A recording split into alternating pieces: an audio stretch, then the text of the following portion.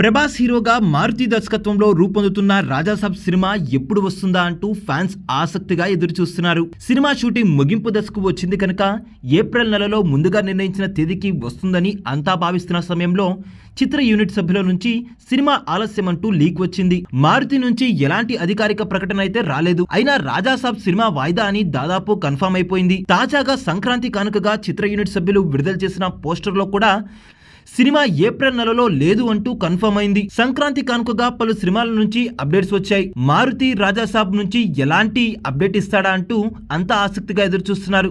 ఈ సమయంలో Prabhas decent look ను షేర్ చేయడం ద్వారా ఫ్యాన్స్ కి సంక్రాంతికి పెద్ద కానుక ఇచ్చాడు మారుతి.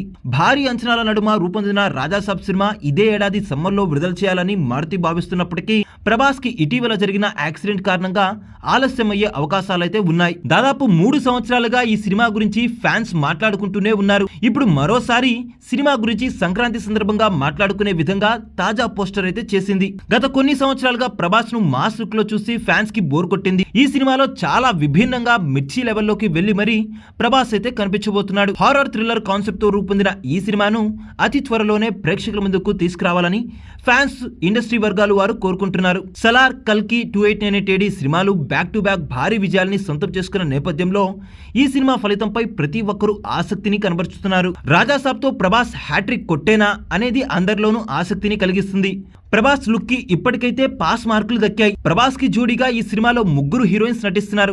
మెయిన్ లీడ్ గా మాలవికా మోహన్ నటిస్తుండగా నిధి అగర్వాల్, రిద్ది ఇతర పాత్రల్లో కనిపించబోతున్నారు. మొదటిసారి ప్రభాస్ సినిమాలో 3 ముద్దుగమ్మలు ఉండటంతో పాటు హారర్ కామెడీ ఉండబోతున్న నేపథ్యంలో అంచనాలు భారీగా నెలకొన్నాయి. బాలీవుడ్ స్టార్ నటుడు సంజయ్ దత్ ఈ సినిమాలో కనిపించబోతున్నాడు. పీపుల్స్ మీడియా ఫ్యాక్టరీ బ్యానర్ లో తెలుగులో రూపొందుతున్న ఈ సినిమాను అన్ని భాషల్లోనూ పాన్ ఇండియా రేంజ్ లో విడుదల చేసే విధంగా ప్లాన్ చేస్తున్నారు. హిందీలో ఈ సినిమాను భూషణ్ కుమార్ విడుదల చేయబోతున్నారని తెలుస్తుంది.